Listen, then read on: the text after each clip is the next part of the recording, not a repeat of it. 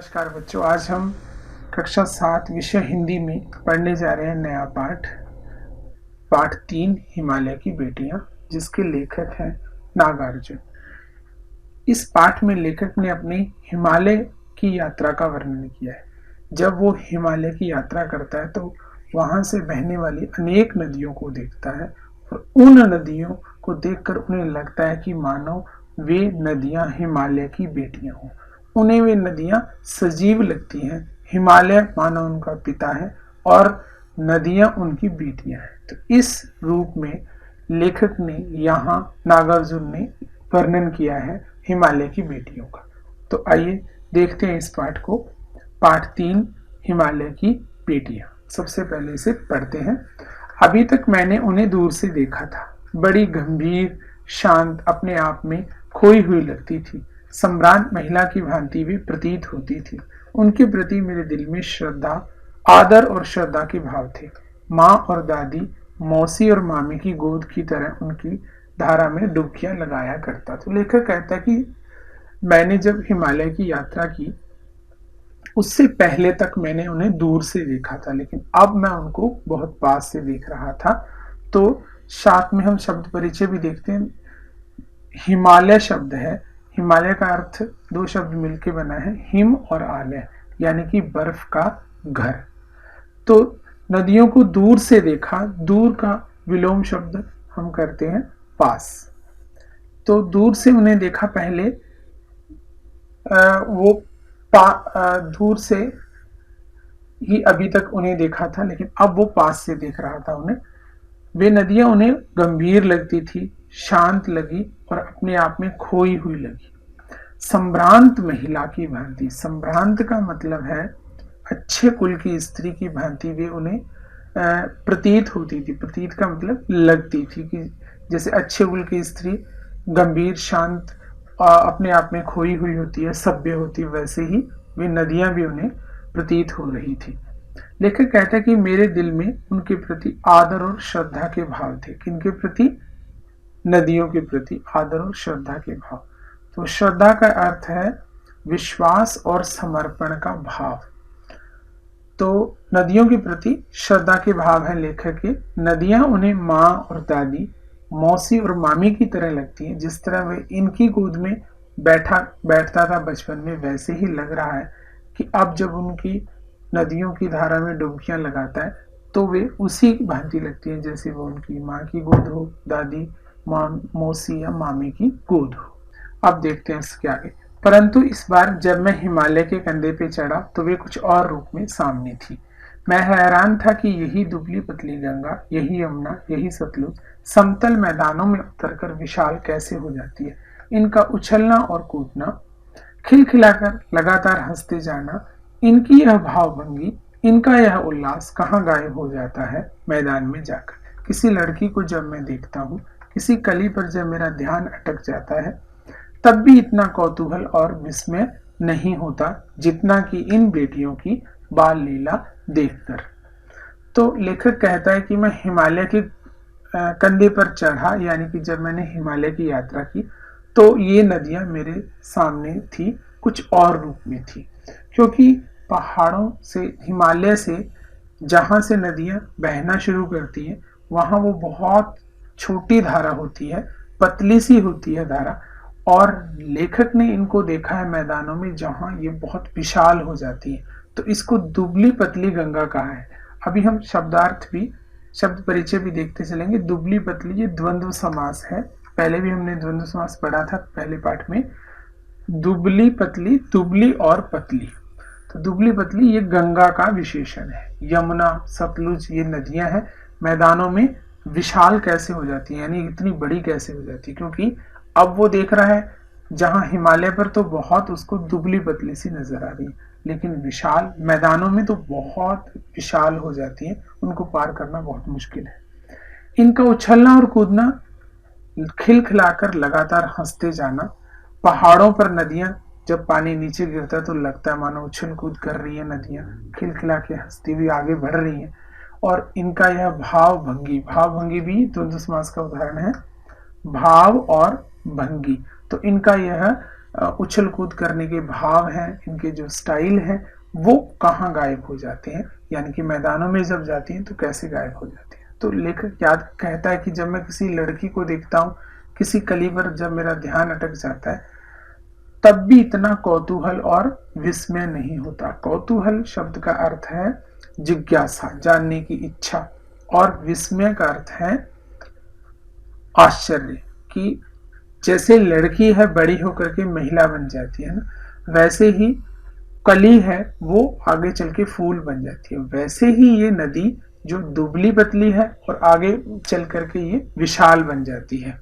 तो ये इन बेटियों की बाल लीला है, मानो वो बचपन है उनका पहाड़ों पर अब जो देख रहा है ये नदियों का बचपन है, और मैदानों में देख रहा है मानो उनकी उम्र बड़ी हो गई है, बड़ी के रूप में वो उनका देखता है। तो अब वो उनकी बाल लीलाएं देख रहा है।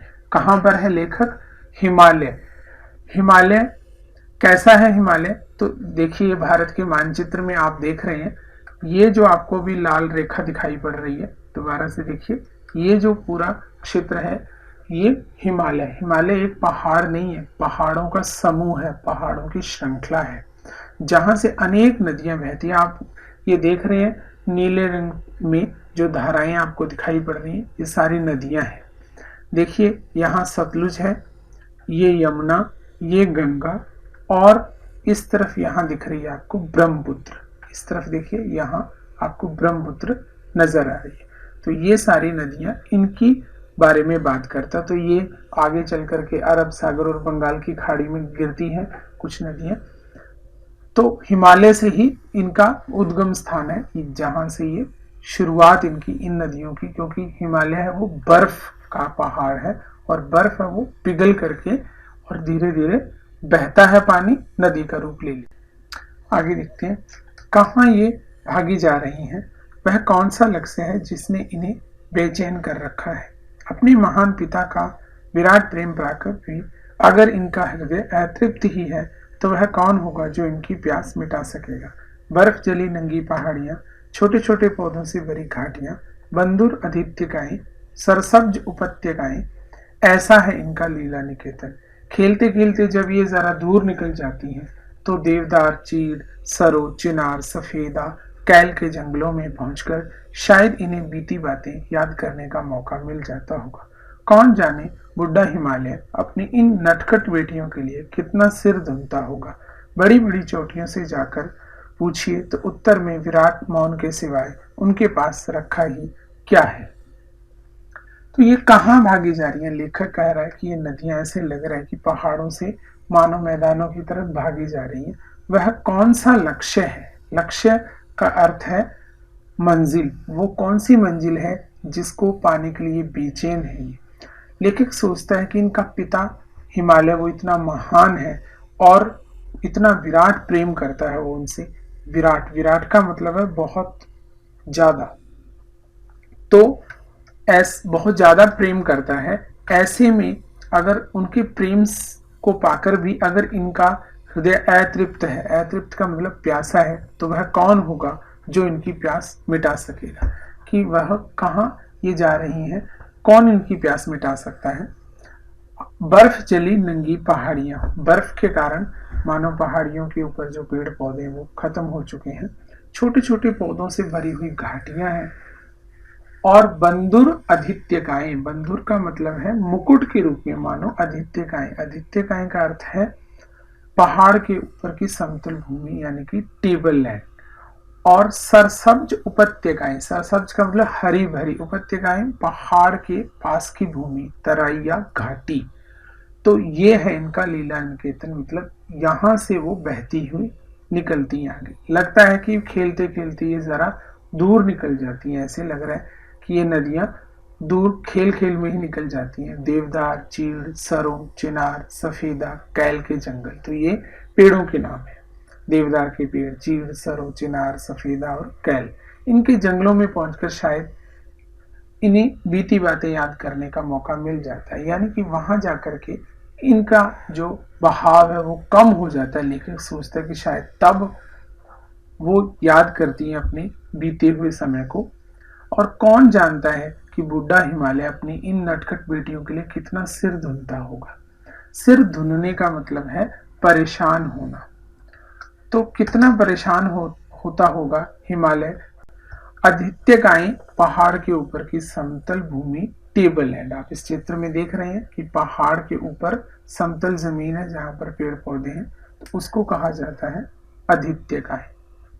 और उपत्यकाएं पहाड़ के पास की भूमि, तराइया घाटी आप देख रहे हैं दोनों तरफ पहाड़ और बीच में जो जगह है उसको उपत्यका ऐसा कहा जाता है। तो ये बहुत सारी आदित्यकाएं उपत्यकाएं पार करती हुई नदियां हैं वो मैदानों की तरफ पहुंचती हैं।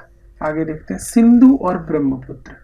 ये दो ऐसे नाम हैं जिनके सुनते ही रावी, सतलुज, व्यास, चनाब, झेलम, काबुल जिसका कुंभा नाम है, कपिशा, गंगा, यमुना, सरयू, गंडक, कोसी आदि हिमालय की छोटी बड़ी सभी बेटियां आंखों के सामने नाचने लगती है। वास्तव में सिंधु और ब्रह्मपुत्र स्वयं कुछ नहीं, दयालु हिमालय के पिघले हुए दिल की एक एक बूंद न जाने कब से इकट्ठा हो होकर इन दो महानदों के रूप में समुद्र की ओर प्रवाहित होती रही है। कितना सौभाग्यशाली है वह समुद्र जिसे पर्वतराज हिमालय की इन दो बेटियों का हाथ पकड़ने का श्रेय मिला। तो लेखक आगे बात करता है सिंधु और ब्रह्मपुत्र की। ये दो बड़े नाम हैं, बड़ी नदियां हैं। इसके साथ ही रावी, सतलुज, व्यास, चनाब, झेलम, काबुल, कपिशा, गंगा, यमुना, सरयू, गंडक, कौशी ये सब भी छोटी बड़ी नदियां हैं। तो लेखक कहता है कि ये आंखों के सामने नाचने लगती है। सिंधु और ब्रह्मपुत्र वास्तव में कुछ नहीं है, दयालु हिमालय के पिघले हुए दिल की एक एक बूंद है। वो कल्पना करता है लेखक की मानो हिमालय दयालु है और उसका दिल पिघलता रहता है और उसी की एक एक बूंद ही इकट्ठा होकर के ये दो महानदों के रूप में समुद्र की ओर प्रवाहित होती रहती है, यानी कि थोड़ी थोड़ी बूंदे हैं वही बहुत बड़ी नदी बन जाती है। कितना सौभाग्यशाली है वह समुद्र। सौभाग्यशाली का अर्थ है किस्मत वाला। समुद्र कितना किस्मत वाला है। समुद्र के पर्यायवाची आपने पहले भी पढ़े, सागर, जलधि, रत्नाकर इत्यादि। जिसे पर्वतराज मतलब पर्वतों का राजा, अर्थात हिमालय को पर्वतराज कहा जाता है। तो उनकी इन दो बेटियों को का हाथ पकड़ने का श्रेय मिला है। यानी कि ये जो दो बेटियां हैं कौन, सिंधु और ब्रह्मपुत्र, मानो समुद्र के पास पहुंचती हैं। तो समुद्र बहुत किस्मत वाला है जिसको पर्वतराज हिमालय की ये दो बेटियां मिल रही हैं। हम देखते हैं इस चित्र में, ये मानचित्र है जिसमें देखिए सिंधु नदी है जिसको इंडस इंग्लिश में कहा जाता है। ये किस तरह से हिंदू कुश पर्वत से निकलती है। और यहाँ है ब्रह्मपुत्र नदी जो कि तिब्बत से निकल करके और बंगाल की खाड़ी में गिर जाती है। यहाँ हम देखते हैं और भी कुछ नदियां हैं इस दूसरे मानचित्र में। ये है ब्रह्मपुत्र। यहाँ ब्रह्मपुत्र नदी जो भारत में जब आती है तो वो ब्रह्मपुत्र के नाम से कहलाती है, लेकिन जहां से शुरुआत होती है वो जगह है तिब्बत।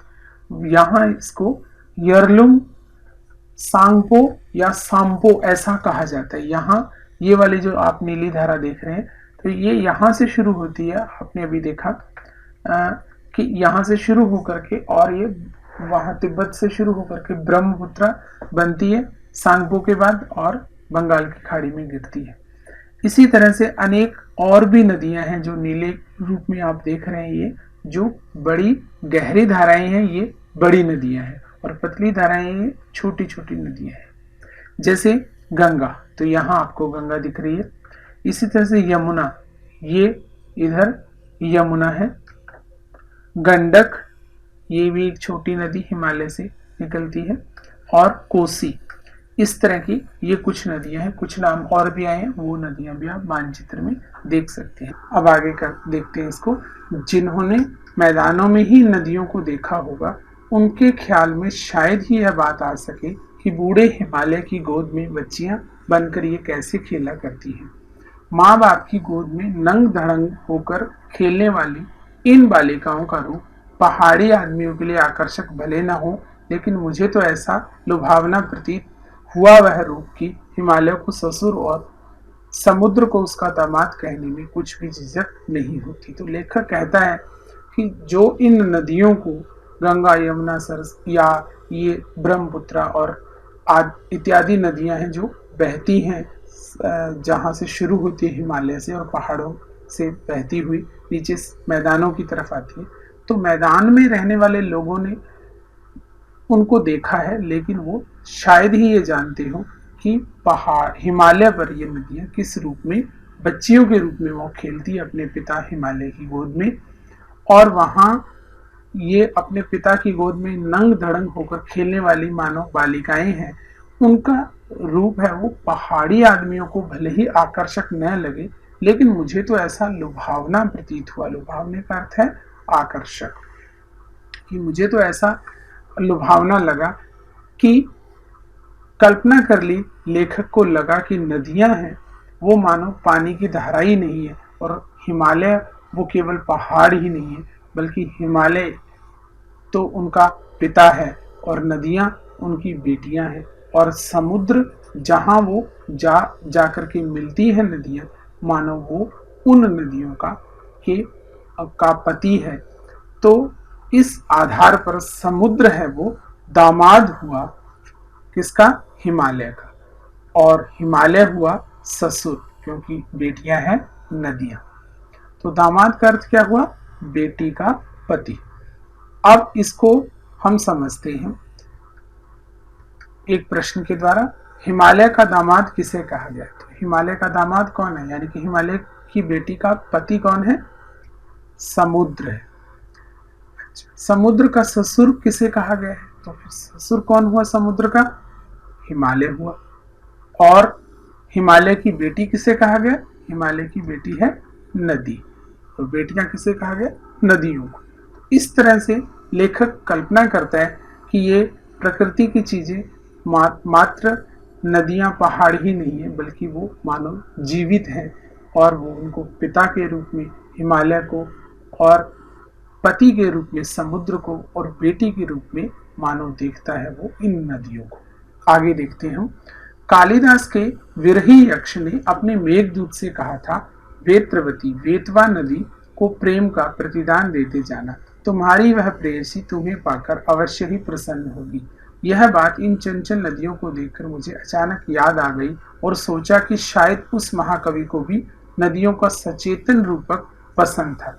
दरअसल जो भी कोई नदियों को पहाड़ी घाटियों और समतल आंगनों के मैदानों में जुदा जुदा शक्लों में देखेगा, वह इसी नतीजे पर पहुंचेगा। तो अब बात आती है कालिदास के विरही यक्ष की। तो कालिदास संस्कृत के महान कवि हुए हैं, जिन्होंने अनेक संस्कृत में ग्रंथों की रचना की है। और उनका एक खंड काव्य है जिसका नाम है मेघदूत। मेघदूत की थोड़ी सी कहानी आपको यहाँ समझनी होगी। मेघदूत यानी कि बादल को दूत बनाकर, संदेशवाहक बनाकर के भेजा गया। तो ये एक कहानी है, एक विरही यक्ष है और उसको सजा मिली है रामगिरी आश्रम में रहने की। पहाड़ पर रहता है वो, और उसका जो घर है वो अलका नगरी में है, दूर है, हिमालय से काफी दूर है। और ये हिमालय में अलका नगरी है, वहां पर रहता है। तो वो अपने घर संदेश भेजता है। एक दिन देखता है बादलों को, मानो उसे लग रहा है कि बादल है वो वहां से जा रहे हैं उसके घर की तरफ, उसके शहर गांव की तरफ। तो वो उन्हीं अकेला रहता है वहां पर, सजा उसको मिली हुई है।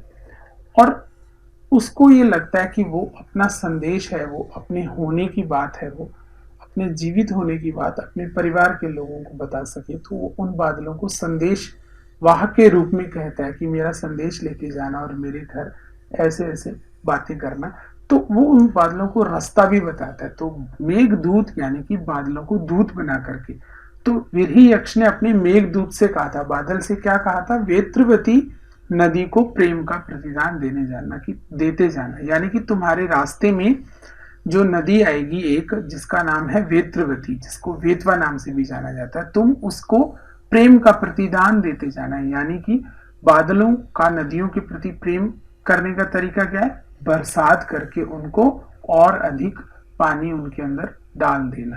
तो ऐसा यानी कि मेघ ने मेघ को कहा था उस विरही यक्ष ने कि तुम जब वहां से उस नदी के ऊपर से जाओ तो वहां बारिश कर देना, वह तुम्हारी प्रेयसी तुम्हें पाकर अवश्य प्रसन्न होगी। प्रेयसी का अर्थ है प्रेमिका की, वह तुम्हारी प्रेयसी है, प्रेमिका, वो तुम्हें पाएगी, तुम्हें वर्षा के रूप में तुम्हें पालेगी और खुश हो जाएगी। तो लेखक कहता है कि इन चंचल नदियों को देख करके लेखक को याद आती है कालिदास के यक्ष के द्वारा कही गई मेघदूत की बात की। तब लेखक को लगता है कि इन नदियों का चंचल रूप उसे भी लगता है कि मानो कालिदास को भी नदियों का सचेतन रूपक पसंद था। सचेतन का मतलब है प्राण युक्त, जीवित। तो जैसे कालिदास को भी लगा कि बादल है वो कोई सिर्फ हवा का ही एक भाग नहीं है या धुआं या इस तरह का ही चीज नहीं है, बल्कि वो एक जीवित है जिसको वो संदेश दे रहा है। और नदी को भी वो बादल की प्रेयसी बताता है, यानी कि प्रकृति की चीजों के अंदर भी वो मानवीकरण करता है, उनको भी वो मनुष्य के रूप में देखता है। ये नदियों का सचेतन रूपक है। तो सचेतन रूपक मानो कालिदास को पसंद है, यह लेखक याद करते हैं नागार्जुन। तो लेखक कहते हैं कि जो कोई भी नदियों को पहाड़ी घाटियों और समतल मैदानों में जुदा जुदा शक्लों में देखते हैं, जुदा जुदा का मतलब अलग अलग शक्लों में, तो वह इसी नतीजे पर पहुंचेगा। यानी कि पहाड़ों पर जो नदियां हैं, अगर उसको देखे कोई व्यक्ति और फिर बाद में समतल मैदानों में देखे तो उसको लगता नहीं है कि ये पानी है, बल्कि उसको लगता है कि ये छोटी बच्ची वहां थी और अब ये बड़ी हो गई है, गंभीर हो गई है। इस तरह से मानो वो नदी को मनुष्य के रूप में मानवीकरण कर लेता है नदियों को। अब कुछ प्रश्न और समझते हैं। कालिदास के विरही यक्ष ने किसे संदेश दिया था? तो किसे संदेश दिया था? कालिदास के विरही यक्ष ने मेघदूत को संदेश दिया था। मेघदूत की प्रेयसी कौन है? किसको कहा था कि तुम अपनी प्रेयसी को संदेश प्रेम पाकर तुम्हारा वो खुश होगी? तो कौन है प्रेयसी? वेत्रवती नदी है प्रेयसी। कालिदास को नदियों का कैसा रूपक पसंद था? नदियों को वो कौन सा रूपक पसंद करते थे? नदियों का सचेतन रूपक पसंद था। यानी कि कालिदास को भी लगता था कि नदियां हैं वो जीवित है, उनमें भी प्राण है। अब हम देखते हैं आगे। काका कालेलकर ने नदियों को लोक माता कहा है, किंतु माता बनने से पहले यदि हम इन्हें बेटियों के रूप में देख ले तो क्या हर्ज है? और थोड़ा आगे चलिए, इन्हीं में अगर हम प्रेयसी की भावना करें तो कैसा रहेगा? ममता का एक और भी धागा है जिसे हम इनके साथ जोड़ सकते हैं। बहन का स्थान कितने कवियों ने इन नदियों को दिया है। एक दिन मेरी भी ऐसी भावना हुई थी। थोलिंग, तिब्बत की बात है। मन उचट गया था, तबीयत ढीली थी, सतलज के किनारे जाकर बैठ गया। दोपहर का समय था, पैर लटका दिए पानी में। थोड़ी ही देर में उस प्रगतिशील जल ने असर डाला, तन और मन ताजा हो गया तो लगा मैं गुनगुनाने। जय हो सतलज बहन तुम्हारी, लीला असरज बहन तुम्हारी, हुआ मुदित मन हटा खुमारी, जाऊं मैं तुम पर बलिहारी। तुम बेटी यह बाप हिमालय, चिंतित पर चुपचाप हिमालय, प्रकृति नटी के चित्रित पट पर, अनुपम अद्भुत छाप हिमालय, जय हो सतलज बहन तुम्हारी। तो काका कालेलकर ने नदियों को लोक माता कहा है। तो एक लेखक और हैं, उनकी चर्चा यहाँ की है, उनका नाम है काका कालेलकर। उन्होंने नदियों को लोक माता कहा है। लेकिन लेखक कहता है नागार्जुन कि माता मानने से पहले नदियों को हम बेटियों के रूप में भी देख सकते हैं और प्रेयसी की भावना भी कर सकते हैं, एक प्रेमिका के रूप में भी देख सकते हैं, और ममता का एक और धागा भी है जिसे हम इनके साथ जोड़ सकते हैं, बहन के रूप में। तो कितने कवियों ने नदियों को बहन भी माना है। किसी ने इसको माता कहा है, किसी ने इसको प्रेमिका कहा है, किसी ने इसको बहन के रूप में देखा है। तो कवि कहता है कि इसी तरह एक दिन मेरी भावना भी हुई। थोलिंग तिब्बत में जब लेखक थे तो कह रहे थे कि उनका मन उचट गया था। उचट का मतलब है कि उनकी मन लग नहीं रहा था, तब तबीयत ढीली थी उनकी, यानी कि तबीयत ठीक नहीं थी। सतलज के किनारे जाकर बैठ गए वो, सतलज नदी के किनारे। दोपहर का समय था और लेखक कहते हैं कि मैंने नदी के जल में पैर लटका दिए। थोड़ी देर में पैरों के पास से जब जल बह करके निकला, प्रगतिशील जल यानी कि बहता हुआ पानी है जो, उसने असर डाल दिया और मन तरोताजा हो गया, तन और मन ताजा हो गया। और जब व्यक्ति का मन ताजा हो जाता है तो वो कुछ गाने गुनगुनाने लगता है, अच्छा लगता है उसको। तो लेखक ने फिर ये कविता है वो मानो वहां उसी समय बैठ करके तैयार की। और क्या है वो कविता? जय हो सतलज बहन तुम्हारी, लीला अचरज बहन तुम्हारी। तो सतलज नदी है, उसको वो किस रूप में देख रहे हैं? बहन के रूप में। तो कि जयकार हो तुम्हारी सतलज नदी की, तुम इतनी अच्छी हो, तुम्हारे कारण मेरा मन कितना खुश हो गया है। हुआ मुदित मन हटा खुमारी, मुदित, मुदित का मतलब है प्रसन्न, तो मेरा मन है वो प्रसन्न हो गया है। हटा खुमारी, खुमारी का मतलब है आलस, तो जो मेरे अंदर आलस आ गया था वो दूर हो गया और मैं खुश हो गया हूँ। जाऊं मैं तुम पर बलिहारी, कि मैं तुम पर बलिहारी जाऊं, तुम पर मैं न्यौछावर हो जाऊं, समर्पित हो जाऊं मैं। तुम बेटी यह बाप हिमालय। तो लेखक नागार्जुन कहते हैं कि वह नदी उसको लग रही है बेटी के रूप में। किसकी बेटी? हिमालय की बेटी। हिमालय बाप है मानो उस नदी के, सतलज नदी के। चिंतित पर चुपचाप हिमालय, चिंतित, चिंतित कौन है? हिमालय। चिंतित है वो लेकिन चुप है, फिर भी कुछ बोल नहीं रहे हैं, शांत है वो।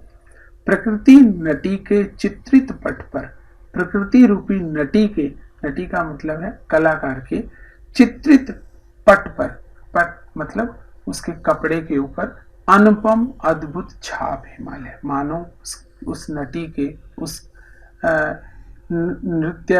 नृत्यांगना के, प्रकृति रूपी कलाकार के जो कपड़े हैं उनके ऊपर हिमालय है वो छपा हुआ है, छाप है और अद्भुत है, अनुपम है, बहुत सुंदर है।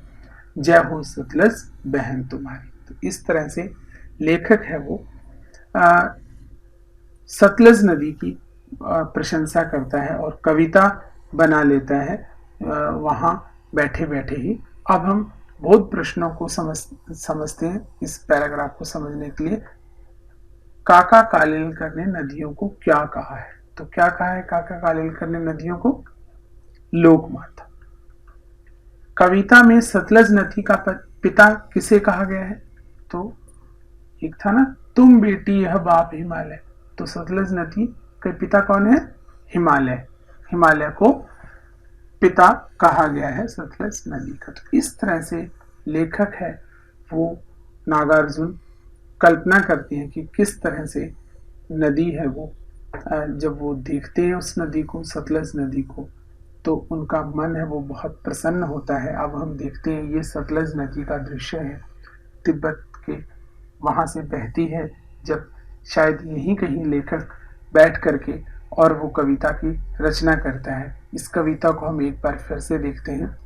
जय हो सतलज बहन तुम्हारी, लीला अचरज बहन तुम्हारी, हुआ मुदित मन हटा खुमारी, जाऊं मैं तुम पर बलिहारी, तुम बेटी यह बाप हिमालय, चिंतित पर चुपचाप हिमालय, प्रकृति नटी के चित्रित पट पर, अनुपम अद्भुत छाप हिमालय, जय हो सतलज बहन तुम्हारी। तो इस तरह से नागार्जुन है जो, उसने हिमालय की यात्रा की और उस यात्रा के दौरान उसने देखा नदियों को उछलते कूदते बहते हुए, जिन नदियों को उसने बचपन से ही मैदानों में देखा था शांत भाव से, लेकिन अब वो देखता है इनको अलग रूप में।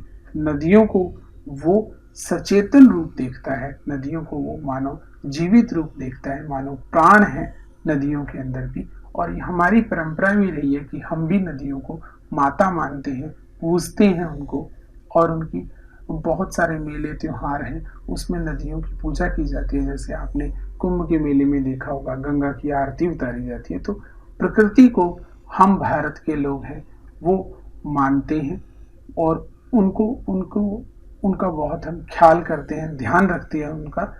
प्रकृति के कारण ही हमारा जीवन है वो संभव हो पाता है। तो इस तरह ये हमने पाठ पढ़ा नागार्जुन के द्वारा लिखा हुआ, क्या था, हिमालय की बेटियां। अब आप समझ गए होंगे हिमालय की बेटियां कौन है, नदियां हैं जो हिमालय से बहती हैं। अब हम बात करते हैं गृह कार्य की। इस पाठ को पढ़ करके आप कुछ शब्द परिचय लिख लीजिए, कुछ शब्दों के अर्थ, किसी के विलोम, किसी के पर्याय इत्यादि मैंने आपको बीच बीच में बताए थे, उनको एक जगह लिख लेना है। उसके बाद है भारत के मानचित्र में हिमालय को दर्शाओ। तो आपने भारत का मानचित्र आपके पास नहीं है तो आप रफ एंड से बना सकते हैं, और या बाद में भी इसको कर सकते हैं। अभी अगर बन जाए तो बहुत अच्छा है, बना लीजिए और दिखाइए कि हिमालय, जैसे मैंने आपको बताया था, ये ऊपर जम्मू कश्मीर से लेकर के और नेपाल का हिस्सा है, और उधर नीचे वो नॉर्थ ईस्ट की तरफ जाता है। तो ये पूरा पहाड़ी क्षेत्र है। तो इसको आप किसी कलर से डार्क करके और बता सकते हैं कि ये हिमालय है। भारत के मानचित्र में इसको दिखाना है। उसके बाद हिमालय की बेटियां किसे कहा है और क्यों, तो इसका उत्तर लिखने का प्रयास कर रहा है कि उनको क्यों कहा है बेटियां और किसे कहा है हिमालय की बेटियां लेखक ने। उसके बाद चौथा, इस पाठ में आए नदियों के नामों को लिखो। तो नदियों के जितने नाम आए ना उनको अलग से लिख लेना कि इस पाठ में निम्नलिखित नदियों के नाम आए हैं, जैसे गंगा है, यमुना है, सतलुज है ना, अनेक नदियां आई हैं, तो लिख लीजिए। और भारत के मानचित्र में इन्हें देखो। तो आपने देखना एसएसटी के, आपके पास एसएसटी की बुक है, उसके अंदर भी ये जो ज्योग्राफिकल मैप होते हैं इंडिया का, उसमें आप देख सकते हैं, या फिर आप एटलस है उससे भी देख सकते हैं, है ना। इन नदियों को देखना कि ये नदियां कहाँ से कहाँ बहती हुई हमें नजर आती है मानचित्र में। उसके बाद पांचवा प्रश्न, आपके द्वारा देखी किसी नदी का वर्णन करते हुए अपने मित्र सहेली को एक पत्र लिखो। तो आपने पहले पत्र लिखना भी सीखा है इसी कक्षा में, और अब आपने एक कल्पना, अगर आपने नदी तो जरूर देखी ही होगी, वो नदी कैसी थी, क्या कौन सी थी, कहाँ थी, किस रूप में आपने उसको देखा, क्या क्या आपको महसूस हुआ। कुछ आप में से बच्चे नदियों में नहाए भी होंगे, है ना। किसी ने नदियाँ कोई ट्रेन के द्वारा जब निकल रहा होगा तो रास्ते में उसको नदियाँ दिखाई पड़ती होंगी, या किसी के गांव में भी नदियाँ हैं। तो कोई भी आप कल्पना कीजिए उन नदियों के बारे में अपने मित्र को बताते हुए, या अपनी सहेली को, जो गर्ल्स हैं वो सहेली को बताती हुई एक पत्र लिखेंगे कि नदी हमने देखी, वो ऐसी नदी थी, और उसका वर्णन कीजिए। जैसे काका कालेलकर ने लोग नदियों को लोक माता कहा, नागार्जुन ने उनको माँ के रूप में, बहन बेटी के रूप में, मौसी के रूप में देखा। आप भी कल्पना कीजिए किस रूप में आप उन नदियों को देखते हैं, और एक पत्र लिखिए अपने मित्र को, बताइए उनको। उसके बाद एक प्रश्न 6 है, नदी पर एक कविता लिखो। तो नदी विषय पर आपने कोई भी एक कविता लिखने का प्रयास करना है, या फिर कविता का संकलन करना है, या फिर कोई नदी पर कविता लिखी हुई है उसको आपने लिख लेना है। यानी किसी की लिखी हो कविता नदी विषय पर, उसको भी आपने लिख लेना है, या फिर आप खुद भी बना सकते हैं। खुद बनाने का प्रयास कीजिए, थोड़ा बहुत एक दो छंद आप लिख पाए बहुत अच्छा है, और एक आप नदी पर कोई भी कविता है वो ढूंढ करके लिख लीजिए। तो इसके बाद आपका बहुत बहुत धन्यवाद। मिलते हैं अगले पार्ट में। अपना काम कीजिए और शेयर कीजिए होमवर्क। धन्यवाद।